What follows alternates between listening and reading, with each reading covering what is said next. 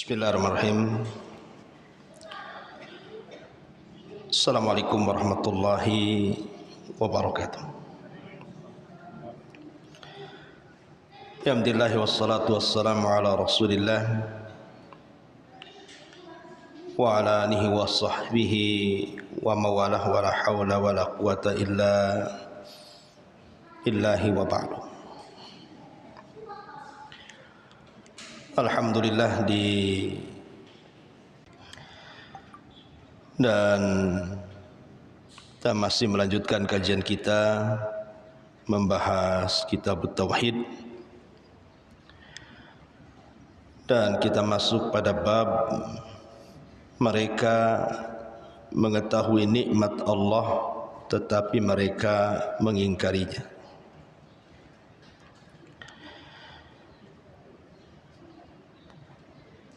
Di sini muallif rahimahullahu taala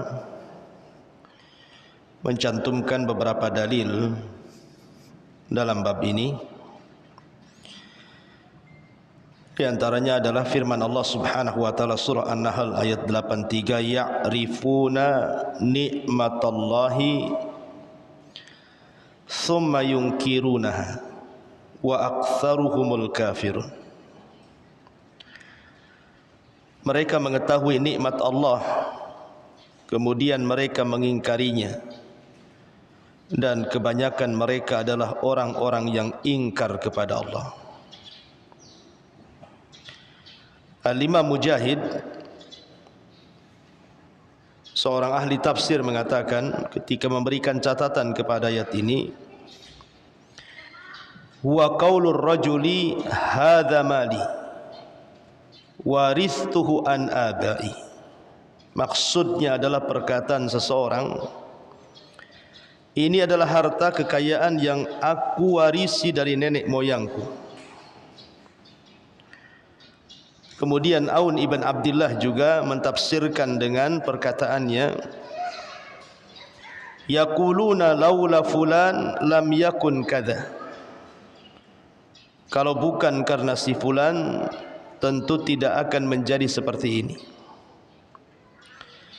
Kemudian Ibnu Qutaibah juga berkata, hadza bi syafaati alihatina. Nikmat ini dikarenakan syafaat dari Tuhan-Tuhan kami atau berhala-berhala kami. Taib. Dalam bab ini mu'allif rahimahullahu ta'ala ingin menjelaskan kepada kita tentang pentingnya mensyukuri nikmat Allah subhanahu wa ta'ala. Jangan sampai kita mensyarikatkan Allah dengan yang lainnya, dengan menasabkan nikmat itu kepada selain Allah, sehingga terjerumus kepada kesyirikan dan kekufuran. Ma'asyiral muslimat yang dimuliakan Allah subhanahu wa ta'ala, semua nikmat yang datang dari Allah itu harus kita nasabkan kepada Allah. Karena Allah mengatakan dalam Al-Quran, wa ma bikum min ni'matin faminallah. Tidak ada satupun nikmat yang datang kepada kalian kecuali nikmat itu datang dari Allah. Dan nikmat yang Allah subhanahu wa ta'ala anugerahkan kepada kita ini tidak terhitung jumlahnya. Allah subhanahu wa ta'ala berfirman, wa in ta'uddu nikmatallahi la tuhsuha. Kalau anda hendak menghitung berapa jumlah nikmat Allah, niscaya kalian tidak mampu untuk menghitungnya. Kalau seandainya sekarang kita lihat ada alat-alat canggih untuk menghitung sampai jutaan bahkan miliaran dengan alat tertentu, komputer dan yang semacamnya, boleh jadi mungkin alat-alat tersebut sudah rusak sementara nikmat Allah belum terhitung, saking banyaknya. Dan itu semua datang dari Allah subhanahu wa ta'ala. Saya akan bercerita satu kisah. yang dicantumkan dalam kitab Riyadhus Shalihin karya besar Al-Imam An-Nawawi rahimahullahu taala. Dahulu di zaman Bani Israel kalau tidak salah,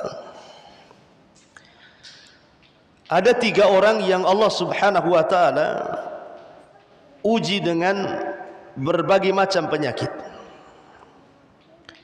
Yang satu kulitnya penuh dengan penyakit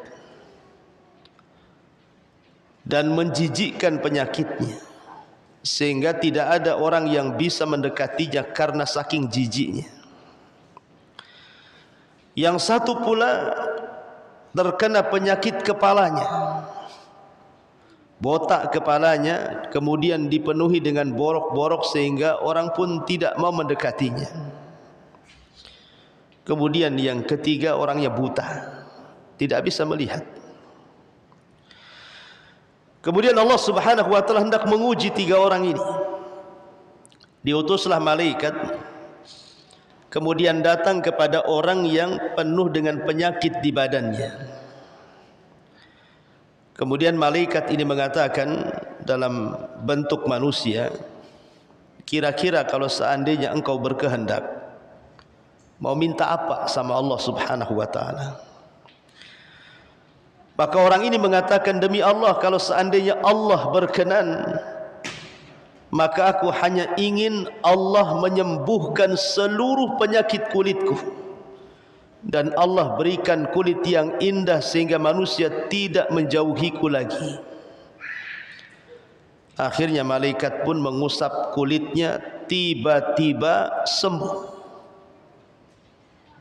Kemudian setelah sembuh, malaikat ini menitipkan unta bunting. Aku beri kau unta bunting pelihara. Kemudian malaikat ini datang kepada orang yang buta. Kemudian dia pun bertanya persoalan yang sama. Kalau seandainya engkau meminta sesuatu kepada Allah dan Allah akan mengabulkan permintaanmu, kira-kira apa yang kau minta? Maka orang buta ini mengatakan, demi Allah, aku tidak menghendaki apapun kecuali Allah memberikan kepadaku pandangan agar aku bisa melihat kekuasaannya. Akhirnya diusaplah orang buta ini oleh malaikat, sembuh pula kedua matanya, kemudian bisa melihat. Kemudian malaikat ini sebelum meninggalkannya dititipi kambing yang sedang bunting. Kemudian malaikat datang kepada orang yang botak kepalanya, yang dipenuhi dengan penyakit. Kemudian berkata dengan perkataan yang sama, kalau seandainya engkau meminta kepada Allah dan Allah kabulkan permintaanmu, kira-kira apa yang kau akan minta? Maka dia mengatakan, sesungguhnya aku hanya ingin agar Allah sembuhkan penyakit kepalaku dan Allah tumbuhkan rambutku, supaya manusia tidak lagi memandang sinis kepadaku. Akhirnya diusap kepalanya, tiba-tiba tumbuh rambutnya dan menjadi indah rambutnya. Karena di zaman itu rambut luar biasa, Bu ya. Di zaman dulu kan gitu ya, sampai bisa dijual itu potongan rambut itu. Akhirnya kemudian sebelum pergi, malaikat ini memberi sapi bunting. Kemudian hilang malaikat ini, tidak pernah menemui orang-orang ini lagi. Akhirnya kemudian yang pertama yang diberikan unta bunting, untanya melahirkan, rupanya melahirkan 2 unta sepasang. Kemudian yang kambing juga sama, yang sapi juga sama. Kemudian dengan berjalannya waktu, dari 2 yang kembar ataupun yang sepasang anaknya ini kemudian lahir lagi, sampai akhirnya untanya memenuhi lembah, sapinya memenuhi lembah, dan kambingnya memenuhi lembah. Kaya raya. Karena kan kekayaan itu kan tergantung ibu di mana, Bu ya. Kalau ibu di desa, kekayaan itu biasanya dilihat dari kebun ataupun sawah. Kalau kebunnya hektaran, sawahnya hektaran, wah kaya tuh Bu di kampung tuh. Atau ternaknya banyak, itu sudah kaya. Tapi kalau di kota kan tidak mungkin Buya. Kekayaannya dilihat mungkin kos-kosannya banyak gitu ya. Punya perusahaan, uang di ATM-nya gendut, itu kalau di kota. Jadi kekayaan itu dilihat di mana dia tinggal. Lah kebetulan di zaman itu kekayaan dilihat dari banyaknya ternak. Sudah kaya raya, maka Allah Subhanahu wa taala hendak menguji nih 3 orang ini. Diutus malaikat lagi, kemudian datang kepada orang yang pertama, tapi dalam bentuk seperti orang itu terkena penyakit dulu. Jadi malaikat ini menjelma sebagaimana manusia yang terkena penyakit kulit. Maksudnya diingatkan kalau dia itu pernah seperti dia. Kemudian Allah berikan nikmat, bersyukur enggak gitu ya. Jadi malaikat ini yang pura-pura sakit kulit datang kepada orang yang dulunya terkena penyakit kulit kemudian sembuh, sekarang sudah kaya. Dia mengatakan, sesungguhnya aku orang susah, orang miskin. Bisa enggak engkau berikan 1 untamu kepadaku? Tiba-tiba kemudian orang ini dengan sombongnya mengatakan, enak saja. Ini unta adalah warisan dari moyangku. Hadza mali waristuhu an abai, katanya. Ini adalah harta kekayaan yang aku warisi dari nenek moyangku. Enak saja kau datang meminta zakat, katanya. Pergi kau. Kemudian malaikat ini mengatakan, seandainya kau dusta bahwa harta itu adalah harta dari warisan bapakmu, bukan harta yang Allah berikan kepadamu, maka Allah akan kembalikan kepada kondisimu semula, katanya. Akhirnya malaikat ini pergi. Rupanya betul, selang beberapa waktu tiba-tiba kemudian orang ini kembali sakit kulitnya, kambuh. Kemudian untanya 1 persatu habis. Akhirnya miskin lagi. Kemudian malaikat ini datang kepada orang yang dulunya botak kepalanya, dalam bentuk botak kepala, penuh dengan penyakit, sama juga minta sedekah dan zakat. Kemudian diingatkan nikmat Allah, bahwa dulu engkau seperti saya, kemudian diberikan nikmat, sekarang sudah kaya raya, tolonglah berikan 1 sapimu kepadaku. Tiba-tiba dia mengatakan, hadza mali warithuhu an abai. Enak saja, ini kekayaan yang aku warisi dari nenek moyangku. Dia pun kufur nikmat. Kemudian malaikat pun meninggalkannya dan mengatakan, kalau engkau berdusta, maka Allah akan kembalikan ke keadaan semula. Ternyata betul, malaikat pergi. Setelah beberapa waktu kepalanya mulai rontok, kemudian botak lagi, penuh dengan penyakit. Kemudian semua sapinya dimusnahkan sehingga menjadi fakir, miskin dan penuh dengan penyakit di kepalanya, persis seperti semula. Kemudian malaikat datang ke yang ketiga, yang tadinya buta kemudian melihat. Malaikat ini dalam bentuk orang buta. Rupanya yang buta ini pekah. Dia teringat di waktu butanya, sehingga ketika malaikat yang berbentuk orang buta ini meminta zakat, dia mengatakan, sesungguhnya dengan aku tidak buta mampu melihat dunia dan kekuasaan Allah, ini sudah cukup. Kalau engkau ingin kambing, ambil kambingku 1 lembah itu, katanya. Syukur dia. Dan Allah mengatakan, la in syakartum la azidannakum. Kalau kalian syukur, ku tambah nikmatku kepada kalian. Akhirnya malaikat ini ngaku bahwa aku adalah malaikat yang Allah utus untuk mengujimu, dan engkau lulus dari ujian Allah Subhanahu wa taala, sehingga engkau tidak akan buta kembali dan kekayaanmu akan terus bertambah dan bertambah.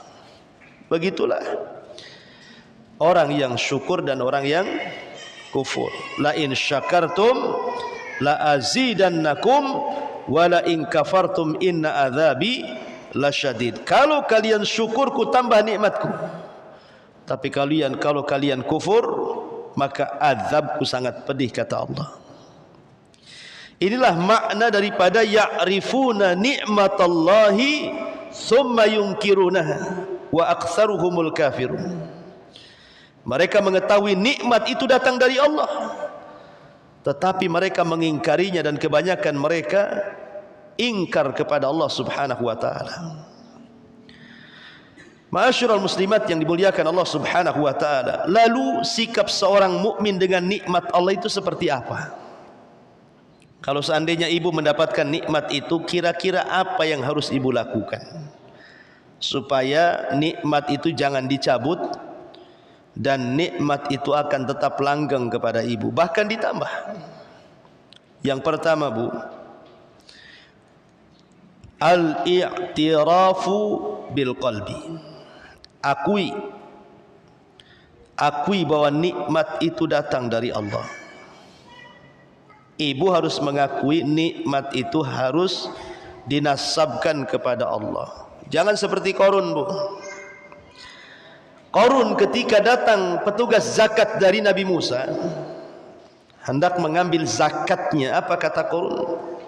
Innama utitu min ilmin indi. Enak saja kau datang, katanya. Ini aku kaya bukan sebab doanya Nabi Musa. Ini karena kecerdasanku, karena aku punya pengetahuan yang tidak dimiliki Musa, katanya. Kufur Qarun. Dia tidak menasabkan nikmat kepada Allah, tetapi dinasabkan kepada dirinya. Maka tidak boleh menasabkan nikmat itu kepada diri kita. Semua nikmat datang dari Allah. Karena banyak di masyarakat itu sadar ataupun tidak sadar menasabkan nikmat kepada dirinya. Ya wajar saja aku kaya, Pak Ustaz. Saya kan sekolah tinggi, S1, S2, doktor, profesor. Masa profesor miskin, katanya. Itu ya. Seolah-olah kayanya itu karena profesornya. Ya wajar saja, Ustaz. Saya kan tipe orang yang tidak pemalas. Saya rajin kerja. Pagi belum lagi ayam bangun, saya dah bangun, katanya. Malam ayam belum tidur, katanya kan. Saya juga belum tidur. Jadi kemudian dia nasabkan nikmat itu karena rajinnya dia kerja. Tidak juga. Banyak orang rajin tak kaya-kaya, banyak orang malas juga Allah berikan kaya, kekayaan kan itu. Jadi bukan itu masalahnya, bukan karena rajin ataupun tidak. Ya memang sebab kaya itu karena rajin. Tapi jangan kemudian dinasabkan karena kerajinan kita. Semua nikmat itu datang dari Allah. Ini yang pertama, Bu, ya. Al-i'tirafu bil qalbi. Akui dengan hati bahwa nikmat itu berasal dari Allah. Wa ma bikum min ni'matin faminallah. Segala nikmat yang datang itu semua datang dari Allah Subhanahu wa taala. Kemudian yang kedua, hendaklah seseorang itu tidak pernah merasa bahwa dirinya pantas mendapatkan nikmat itu. Jangan diyakini ya sudah pantas saya ini mendapatkan seperti ini. Kalau si anu ya pantas juga si anu seperti itu, makanya tidak diberikan seperti yang diberikan kepada saya. Tak boleh, Bu, ngomong begitu. Itu persis seperti firman Allah Subhanahu wa taala. Kalau diberikan nikmat dia mengatakan Rabbi akraman. Tapi kalau tidak diberikan nikmat dia mengatakan Rabbi ahanan. Kan ada sebagian manusia itu, Bu, kalau seandainya diberikan nikmat dia mengatakan Rabbi akraman. Rabbku sedang memuliakan aku. Tapi kalau seandainya diberikan musibah dia mengatakan apa? Rabbi ahanan. Rabbku sedang menghinakan aku, katanya. Enggak ada kaitan sama sekali. Karena harta itu bukan tanda orang itu baik. Orang kaya loh bukan tanda dia baik. Karena kaya dan miskin itu dua-duanya ujian dari Allah. Saya teringat, Bu, satu kisah. Ini kisah nyata. Saya sendiri mengalaminya. Saya ketemu orang tua, Bu. Orang tua ini tidak salat. Tidak pernah salat. Salat itu paling malas dia. Tapi kalau cerita Bu, membanggakan dirinya luar biasa. Jadi dia cerita sama saya begini, Ustadz, saya ini orang paling bahagia nampaknya katanya. Kok bisa Bu? Iyalah, saya itu ya nikah dengan suami pertama. Suami saya pertama itu usahanya luar biasa, orang kapal. Jadi selama dia kerja itu dikirim terus duit itu, sampai akhirnya meninggal. Saya sangka ketika suami saya meninggal, habislah hidup saya katanya. Rupanya saya dilamar sama pedagang katanya. Makin lagi kaya. Tadinya saya cuma punya 2 rumah, akhirnya saya bisalah bangun beberapa toko. Sampai akhirnya meninggal juga. Terus suami ketiga Bu, dapat lagi suami ketiga, PNS, orang pengadilan katanya. Kemudian 2 tahun pensiun, mati katanya. Uang pensiunnya saya yang ngambil katanya. Coba bayangkan. Jadi orang ini ngomong begini, coba Allah itu sayang sama saya Ustaz. 3 suami saya itu tidak nyusahin saya katanya. Semua ngasih kekayaan sama saya. Coba kalau Allah nggak sayang itu apa namanya katanya. Nggak sholat ya Bu. Dikira yang seperti itu bentuk sayang Allah kepada dia. Salah Bu. Ya, Allah itu memberikan harta kepada yang dicintai dan kepada yang tidak dicintai. Qarun kurang apa kayanya? Apakah Allah cinta dengan Qarun? Tidak. Buktinya Allah tenggelamkan Qarun ke dasar bumi. Fir'aun, kurang apa Fir'aun itu kayanya? Orang nomor 1 di Mesir. Apakah Allah cinta dengan Fir'aun karena kekayaannya? Tidak juga. Buktinya Allah tenggelamkan tuh si Fir'aun itu.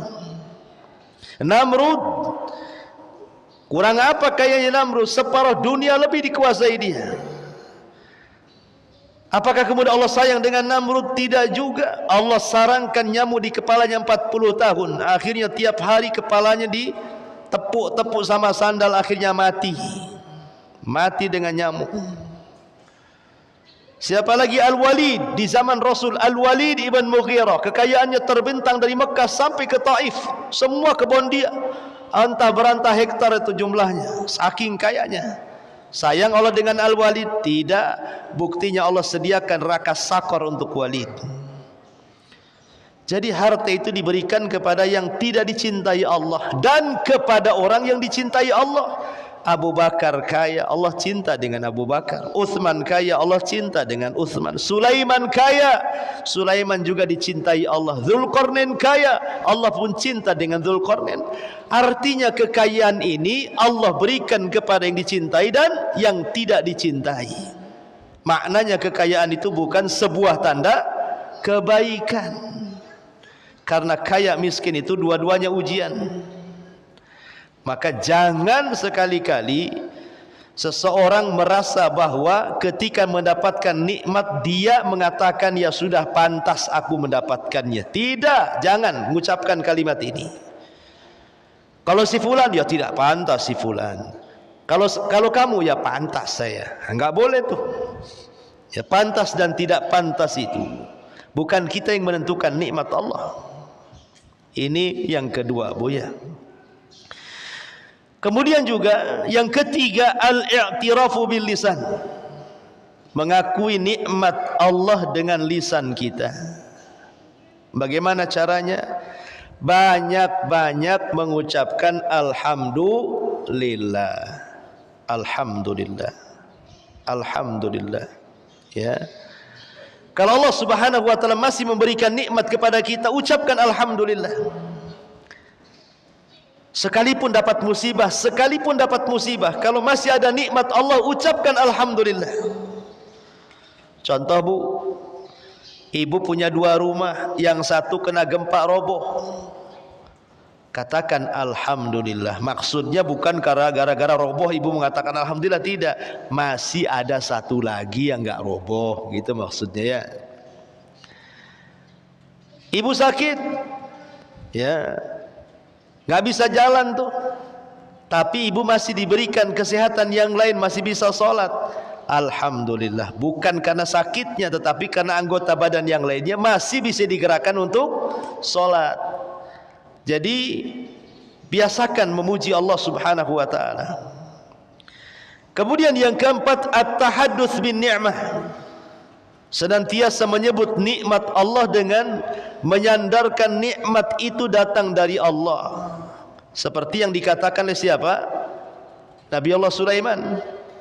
Hadza min fadli rabbi liyabluwani aashkuru am akfur, kata Sulaiman itu. Ini adalah karunia dari Rabbku untuk menguji diriku, apakah aku bersyukur ataukah aku kufur. Tahadus bin nikmah enggak apa-apa. Seperti ibu pakai sandal baru, pakai tas baru, pakai baju baru, pakai mobil baru walaupun second, ya kan. Pokoknya serba baru lah bu ya. Hanya untuk tahadus bin nikmah bu. Nggak apa-apa. Apakah itu termasuk sombong? Tidak. Sombong itu kalau ibu punya sandal merendahkan sandal orang, nah, itu baru sombong. Tapi kalau ibu pakai sandal baru saja, tidak hendak ria, tidak hendak meremehkan orang, tidak masalah. Ibu pakai tas baru, pakai baju baru, ya memang hanya tahadus bin nikmah saja. Menampakkan nikmat Allah, bukan untuk merendahkan orang, bukan untuk pamer-pameran kepada orang, bukan. Tahadus bin nikmah saja. Saya punya uang, ya sudahlah saya belikan, ya kan? Tidak ada masalah. Atau tahadus bin nikmah dengan ucapan seperti perkataan Sulaiman bahwa alhamdulillah saya masih sehat, alhamdulillah usaha saya masih lancar, alhamdulillah suami saya masih soleh, alhamdulillah anak saya masih soleh solehah. Nggak apa-apa ngomong begitu, itu namanya tahadus bin nikmah. Kemudian yang selanjutnya al-i'tiraf bil amal, mengakui dengan amalan kita. Jangan kita belanjakan nikmat yang Allah anugerahkan kepada kita dengan bermaksiat. Itu maksudnya al-i'tiraf bil amal itu. Taib. Ini dalil yang pertama. Kemudian dalil yang kedua yang disebutkan mu'allif rahimahullahu ta'ala.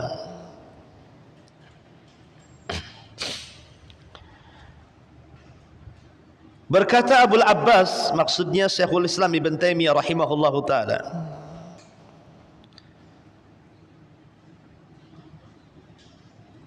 sebelumnya mu'allif rahimahullahu ta'ala mencantumkan firman Allah subhanahu wa ta'ala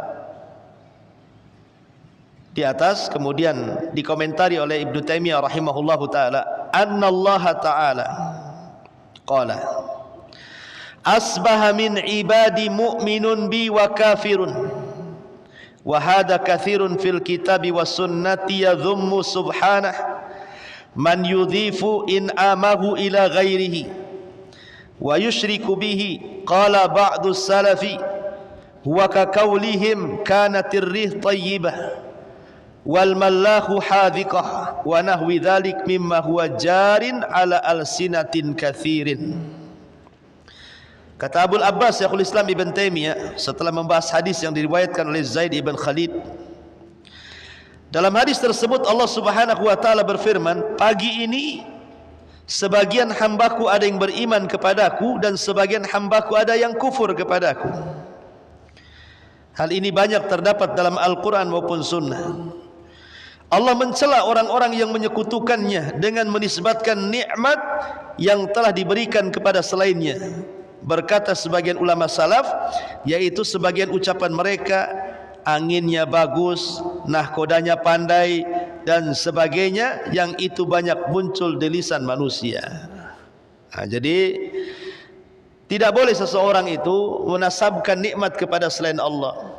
Seperti pamannya ibu naik motor dibonceng kawannya, kemudian di tengah jalan hampir ketabrak. Kemudian ibu mengatakan, "Aduh, kalau bukan karena sopirnya tadi pandai, lihai, wah udah mati aku ketabrak." Itu tidak boleh bu. Ya, tidak boleh mengatakan seperti itu. Atau ibu naik bus, kemudian busnya ini hampir tobrukan, ya, tetapi kemudian diselamatkan. Kemudian ibu mengatakan, tuh kan, kalau seandainya tuh sopir tak pandai, matilah kita semua di sini. Itu tak boleh. Ngomong begitu tuh tidak boleh, Bu. Itu syirik kecil. Ya, buktinya ibu dengar dulu cerita-cerita kapal Titanic itu, Bu, ya. Kapal Titanic itu kapal pesiar. Kurang apa tuh? Ya, nahkodanya, kapalnya, awaknya luar biasa, Bu. Tenggelam juga, kan gitu ya. Kenapa? Karena yang mengatur itu bukan nahkoda, Allah yang mengatur. Maka jangan sampai kemudian menisbatkan kepada selain Allah, nisbatkan keselamatan itu kepada Allah. Buktinya banyak pesawat yang jatuh, banyak kapal yang tenggelam, banyak bus yang masuk jurang, gitu ya. Karena memang alam semesta ini ada yang mengatur, Allah Subhanahu wa taala. Maka jangan dinasabkan kecuali kepada Allah. Kalaupun harus ngomong seperti itu, maka jangan sampai lupakan Allah. Caranya gimana? Kalau bukan karena Allah, kemudian sopir, tentu mati aku. Itu nggak apa-apa. Kalau bukan karena Allah, kemudian kepiawaian yang nyetir, tentu sudah ketabrak tadi. Kalau bukan karena Allah, kemudian kehandalan nahkoda, tentu tenggelam kapal ini. Itu tidak apa-apa. Disinilah yang benar kalimatnya. Jangan lupa kalau karena Allah itu jangan sampai lupa dalam lisan kita. Kalau bukan karena Allah, kemudian anjing sebelah yang menggonggong, habislah rumah itu kecurian, gitu ya. Kalau bukan karena Allah, kemudian kamu yang ngasih modal, jadilah gembel aku di lampu merah. Nggak apa-apa, ya. Allah itu jangan sampai dilupakan. Itu kalimat yang benar. Sebab kalau tidak, maka bisa terjerumus kepada kesyirikan. Walaupun syirik kecil, tetapi kan syirik kecil itu bahaya. Lebih bahaya dibandingkan dosa besar. Wallahu a'lam bishawab. Ini yang bisa saya sampaikan. Ya, karena kondisi juga kurang lagi serak, Bu, ya, serak-serak basah jadinya, lagi pilek juga, jadi tidak bisa lama-lama ngomong. Mudah-mudahan ada manfaatnya. Ini saja yang bisa saya sampaikan, tidak ada tanya jawab. Subhanakallah bihamdika asyhadu an la ilaha illa anta astaghfiruka wa atubu ilaik. Allahu taala alam. Assalamualaikum warahmatullahi wabarakatuh.